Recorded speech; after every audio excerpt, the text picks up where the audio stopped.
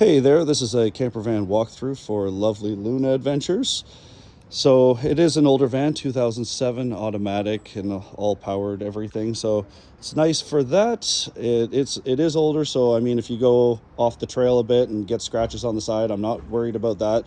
And minor nicks here and there, I'm not picky with that type of stuff. I realize it is older, and she's not pretty, but she's very functional.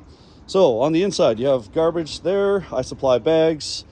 You've got your Yeti cooler, which comes with it, oxygen and smoke detector here, which you have to use when you're using this buddy heater because it is gas powered, and it has to be on this table when you use it and a window open because it will suck the oxygen out if you just leave it on all night. And so that is the concern. If you're using this buddy heater on that table and have a window open so you don't asphyxiate yourself, don't want that. Inside here, I keep the binder that has all the insurance information and a hose back there, which I will show you what it can connect to the other propane tanks I have back there, which can connect to the buddy heater or to a barbecue, the Coleman barbecues, whatever have you. But yeah, there is a hose there, and it's very long, so it's pretty handy. There's a collapsible garbage bag here.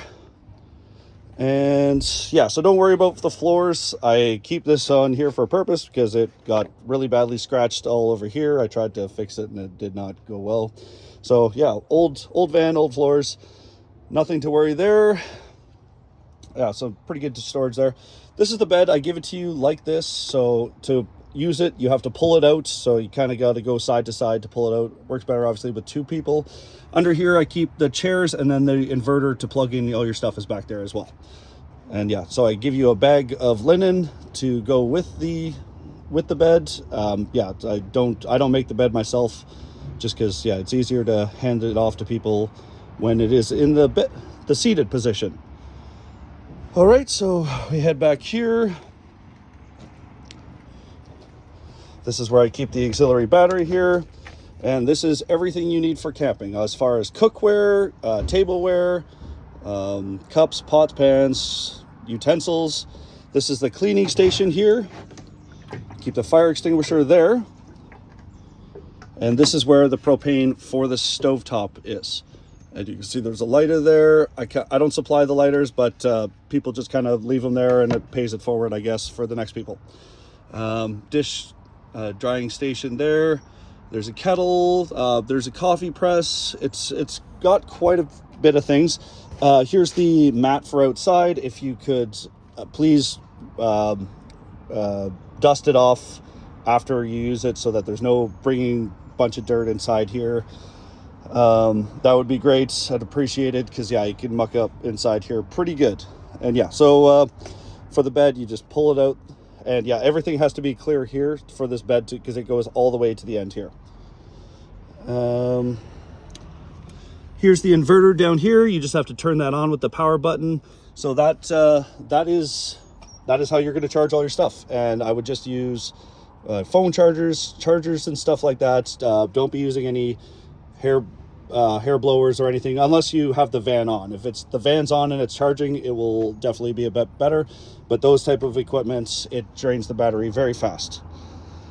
At the moment, I do have a solar panel, but something has gone wrong with it and I haven't got it fixed yet. I do plan on having it in the near future, but at this time, so it does charge with the main engine when you turn it on.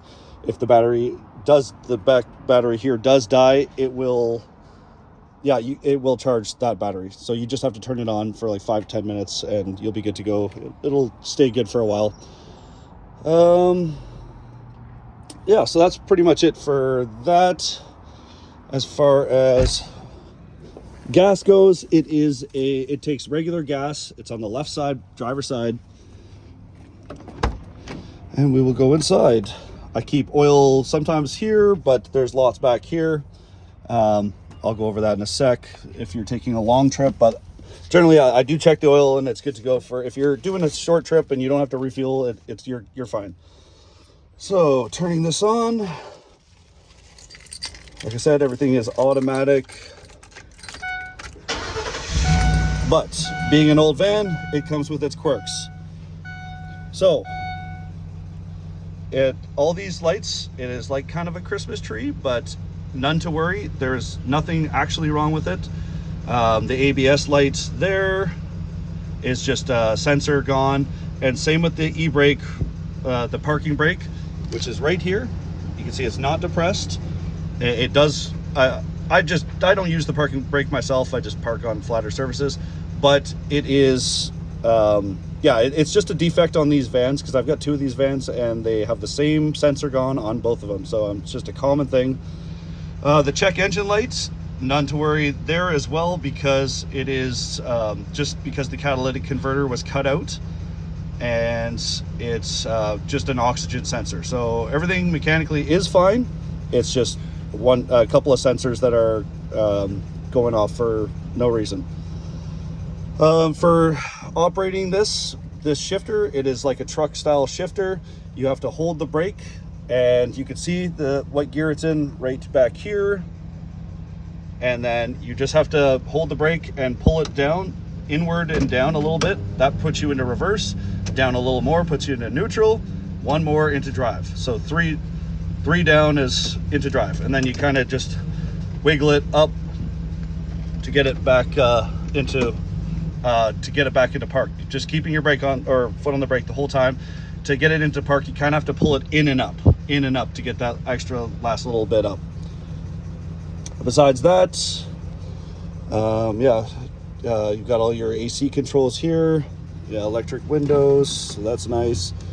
And okay, so as far as if in the event that you are taking this for a longer trip, like putting on more than like 600 kilometers type thing, I will need you to add oil to this, because it burns about half a liter to 3/4 of a liter every gas tank, essentially. So when you go to fill, that is when you check the oil, and the dipstick is down here, that yellow dipstick down there on the right side of the engine. That's how you check it. You're gonna have to wipe it off and then check it, recheck it, just to make sure you get an appropriate level. And so, as I said, inside, the oil behind the seat goes right here. It says SA 5W20, but I put in 5W30 now just because it's thicker stuff, so it doesn't burn as fast as the 5W20. Yeah, everything, like when I give it to you, I do a check over on everything. So you should be good to go on your trip. And if you have any questions, let me know any time of day. Text me, call me. I do provide my number, and I respond as fast as possible to my customers. I'm usually pretty on the ball with that. So any other questions, let me know. But take care. Bye.